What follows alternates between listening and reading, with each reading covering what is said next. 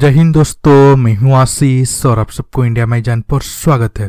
दोस्तों, आप हेडलाइन देख के हैरान मत हुइए। इजराइल की एक गलती या फिर जानबूझकर लिया गया फैसला से आज इंडिया के दुश्मन चाइनीज एयरफोर्स ताकतवर बना है।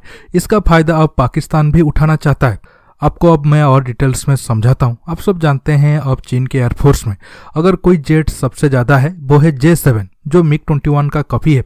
चाइनीज एयरफोर्स में अब 700 J7 है।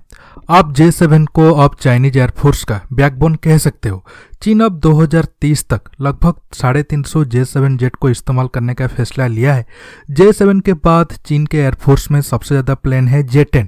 अब चीन के एयरफोर्स में 468 J10 जेट एक्टिव है। मतलब ये जेट आने वाले दिनों में चीन के एयरफोर्स का बैकबोन बनने वाले हैं। चीन J10 को अपना F-16 जेट भी कहता है। हालांकि चीन को J10 बनाने के लिए इजराइल मदद किया था। इजराइल अमेरिका से छिपाकर टेक्नोलॉजी चीन को दिया था, जिसके दम पर चीन ने न सिर्फ 500 के करीब J10 जेट बनाया, बल्कि आज पाकिस्तान राफेल के मुकाबले के लिए चीन से 30 J10C खरीदने वाला है। चीन पिछले 20 साल से J10 का कई वेरिएंट बना चुका है।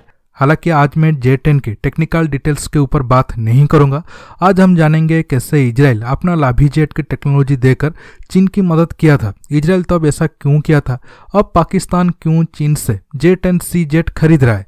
ये सब सवालों की जवाब जानने के लिए आप आखिर तक ये वीडियो को देखते रहिए और ज़्यादा से ज़्यादा लाइक शेयर करना मत भूलिए। नीचे मेरा इंस्टाग्राम अकाउंट का लिंक है, आप क्लिक करके फॉलो करना मत भूलिए। अब इजराइल की लाभी फाइटर जेट प्रोग्राम के बारे में और कैसे लाभी जेट की टेक्नोलॉजी चीन के हाथ लगा जानते हैं। देखिए, आप सब जानते हैं जब से इजराइल बना था तब से वो चारों तरफों से दुश्मनों से घिरा हुआ है। शुरू में अरब देशों के साथ इजराइल की कई जंग भी हुई। उस वजह से इजराइल को एक ताकतवर आर्मी की जरूरत थी जो उसे दुश्मन से बचा सके। उस कड़ी में इजराइल अपना एयरफोर्स की ताकत को बढ़ाया। देखिए, किसी भी जंग में फाइटर जेट की भूमिका काफी अहम होता है। 1967 में इजराइल फ्रांस से मिराज 3 जेट को खरीदा और उसके आधार पर अपने देश में ही नेसर और कफीर जेट को बनाया। इसके बाद इजराइल एयरफोर्स को F4 फैंटम और F-15 ईगल मिलना शुरू हो गया। लेकिन 1973 में इजराइल के लिए बुरा साल था। अरब देश फिर इजराइल पर हमला किए, खासकर इजिप्ट, सीरिया और जोर्डान जंग को लीड कर रहे थे। 1948 और 67 में अरब देश इजराइल से एक तरफा हार गए थे, लेकिन इस बार अरब देशों को तो नुकसान हुआ, साथ में इजराइल को भी काफी नुकसान झेलना पड़ा। इजरायली एयरफोर्स का 30% फ्रंटलाइन फाइटर जेट तबाह हो गए थे। हालांकि 1973 जंग को इजराइल और अरब देश दोनों जीतने की दावा करते हैं। इस पर बाद में कभी आऊंगा, ये आज की टॉपिक नहीं है। जब इतना सारा फाइटर जेट को इजराइल ने खो दिया तब उसे तुरंत और फाइटर जेट की जरूरत थी। इसके बाद इजराइल अपने देश में लाभी फाइटर जेट बनाने का प्रोग्राम शुरू किया ताकि इजराइल खुद का जरूरत पूरा करने के साथ दूसरे देशों को बेच सकेगा। जेट बनाने का काम इजराइल एयरक्राफ्ट इंडस्ट्रीज को दिया गया।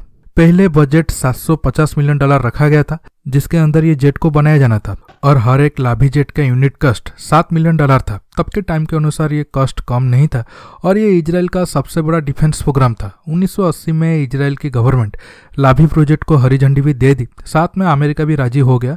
वो हर साल तब इजराइल को जो एड देना था वो फंड को इजराइल यूज करके लाभी जेट के लिए अमेरिकन डिफेंस इक्विपमेंट खरीद सकता है। 1982 में इजरायली एयरफोर्स का ये डिमांड था, लाभी जेट को ऐसा बनाया जाए ताकि ये फाइटर बम्बर दोनों रोल को पूरा कर सके। मतलब जरूरत पड़ने पर एयर सुपेरियोरिटी रोल के साथ साथ दुश्मन पर बम भी गिरा सके। इसके बाद डिजाइन में चेंज करके 1982 में प्रोटोटाइप बनाना शुरू हो गया। तब टारगेट था 360 के करीब फाइटर जेट बनाने के लिए। पेपर में लाभी तब अमेरिका में बने F-16 और F-18 का शुरुआती मॉडल जैसा था। इसके साथ इजराइल को इस जेट बनाने के लिए आर्थिक मदद और टेक्नोलॉजी अमेरिका से चाहिए था, जैसे कि PW1120 engine, graphite composite material, electronic counter measure parts, radar warning receivers, wide angle head up display, flight control computer, single crystal turbine technology और कंप्यूटर एंड एयरफ्रेम सिस्टम। मतलब लगभग 90% टेक्नोलॉजी ट्रांसफर अमेरिका इजराइल को करने के लिए राजी था।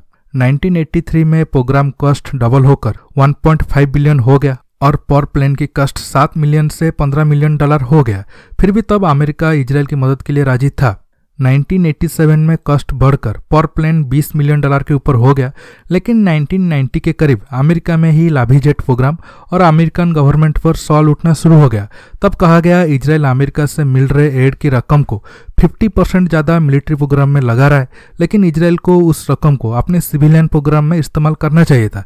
इसके साथ अमेरिका के हथियार लवी भी सरकार पर नाराज थे, क्योंकि सारे टेक्नोलॉजी अमेरिका से इजराइल जाना था और लाभी जेट बनने के बाद हथियार मार्केट में अमेरिका को नुकसान होता अगर इजराइल की लाभी जेट अमेरिकन जेट की कंपेयर में ज़्यादा बिकता। इसके बाद अमेरिका इजराइल को इकोनॉमिकली सपोर्ट करने के लिए मना कर दिया। तब लाभी जेट की प्रोग्राम कॉस्ट $2 बिलियन के आसपास पहुंच गया था। ऐसे में इजराइल मजबूर था लाभी जेट प्रोग्राम को बंद करने के लिए।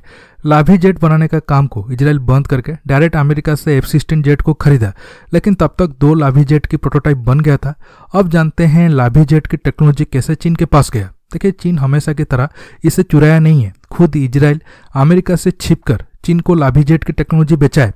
भले ही चीन के साथ आज अमेरिका और पश्चिम देशों का संबंध खराब है, लेकिन 1970 के बाद से 1989 तक, जब तक तियानमेन स्क्वायर घटना नहीं हुआ था और चीन अपने 10,000 निहत्थे स्टूडेंट को नहीं मारा था, तब तक चीन पश्चिमी देश और अमेरिका के लिए ब्लू आइड बॉय था। तब ये सब देश चीन के मिलिट्री पावर को बढ़ा रहे थे, क्योंकि अमेरिकन ब्लॉक को लगता था सोवियत यूनियन के खिलाफ वो चीन जैसा कम्युनिस्ट देश को खड़ा करेंगे ताकि ये 2 देश आपस में लड़ मरे। 2 दिन पहले मैं आपको बताया था कैसे ब्रिटेन एक वक्त में चीन को एडवांस फाइटर जेट इंजन बनाने के लिए मदद कर रहा था।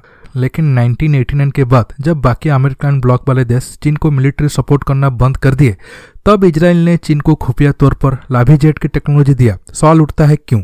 देखिए, इसके पीछे बहुत सारे वजह हो सकता है, लेकिन मैं आपको एक ही पॉइंट बताऊंगा। देखिए, इजराइल 7-8 साल पहले लाभी प्रोजेक्ट पर मेहनत किया था, इसलिए पैसे तो जरूर खर्चा हुआ होगा। इजराइल तो कोई बड़ा इकोनॉमी नहीं था, उस वजह से वो लाभी की टेक्नोलॉजी बेचकर पैसा कमाने की कोशिश किया।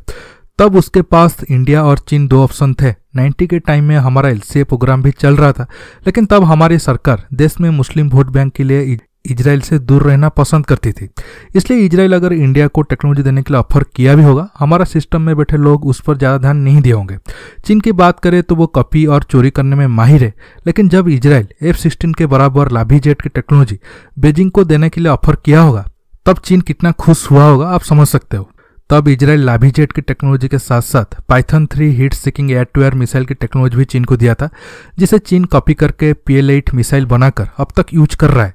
इसके साथ इजराइल और चीन में 90 में और भी कई सारे डिफेंस डील होना था, लेकिन अमेरिका ने दबाव डालकर कैंसिल कर दिया। इजराइल से मिले धोखे के कारण ही अमेरिका F-22 एक्सपोर्ट पर बैन लगाया। इजराइल से टेक्नोलॉजी मिलने के बाद चीन जेट एंड जेट बनाया, बाद में उसे ब्लॉक वाइज और एडवांस किया।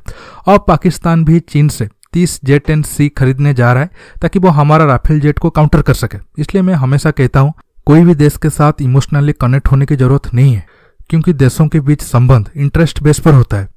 दोस्तों, आज के टॉपिक में बस इतना ही। आपको ये वीडियो कैसा लगा नीचे कमेंट बॉक्स में कमेंट करके बताइए।